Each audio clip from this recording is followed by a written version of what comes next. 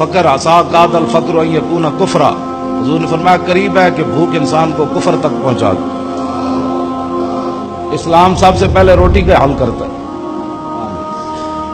میں نے جو رسول اللہ کے پاس وفود آتے تھے نا، میں نے پڑھا ہے جو بھی وفد حضور کے پاس آتا، حضور بعد میں ملنے کے بعد سب سے پہلے حضور پوچھتے کہ روٹی کھائی ہے،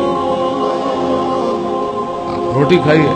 وہ کہتے جی ہم ام المومنین، پہلے گھر گئے تھے تو ام المومنین نے ہمیں وہ چیزیں ڈال کر وہ جو ہے وہ کھچڑی بنا کر چیزیں باہر بھجوائی تھی تو ہم نے کھائی ہیں، پھر آپ کے گھر سے کھانا کھانے کے بعد ہم پھر آپ کی بارگاہ میں۔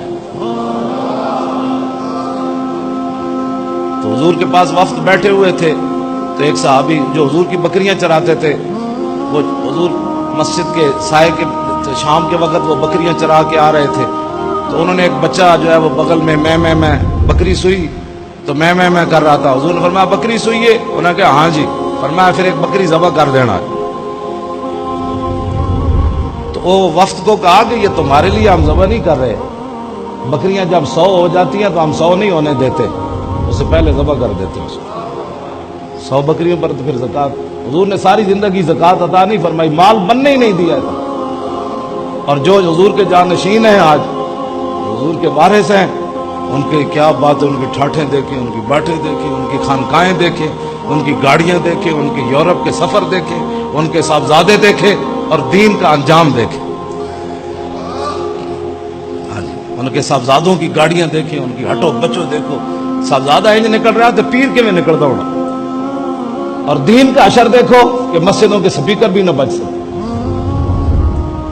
یہ دین کے وارث ہیں، اپنی خانقاہ میں ٹوٹی بھی نہیں اترنے دی، اپنی خانقاہ میں ترقی سے ترقی، حضرت صاحب کی کوٹھیاں بن رہی ہیں، صاحبزادوں کی لاہور بن رہی ہیں، کسی کی پشاور بن رہی ہیں، کسی کی بیریا ٹاؤن میں بن رہی ہیں، کسی کی یورپ کی نیشنلٹیاں لینے کے لیے اغیار کے گیت گاتے ہیں، یہاں مرزائیوں کی حمایتیں کرتے ہیں، اور اسلام کو پرامن کر کے صوفیزم کے نام پر کانفرنسیں کرتے ہیں تاکہ یورپ میں پتہ چلے یہ پیر صاحب جہاد کی بات نہیں کرتے۔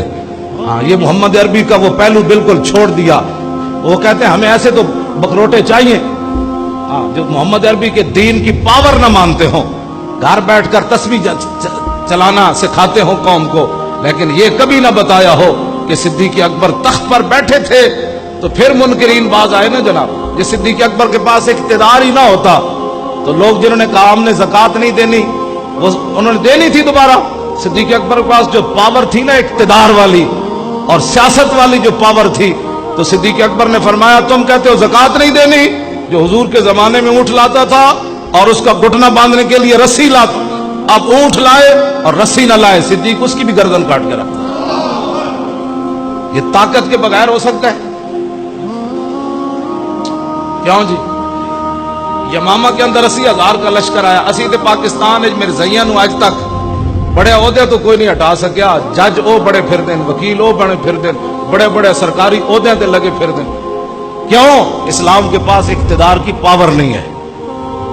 جب اسلام کے پاس اقتدار کی پاور ہو نا، ایسے تو ایک مرزائی نو کسی عہدے تو کوئی نہیں ہٹا سکتا پورے۔ یہ کیسے؟ تو صدیق اکبر کے پاس پاور تھی، 80,000 کا لشکر لے کر مسلمہ آیا، کہنے لگا میں بھی نبی ہوں۔ صدیق اکبر فرمایا تینوں پتہ ہے کون اگے بیٹھا؟ صدیق بیٹھا۔ ہاں،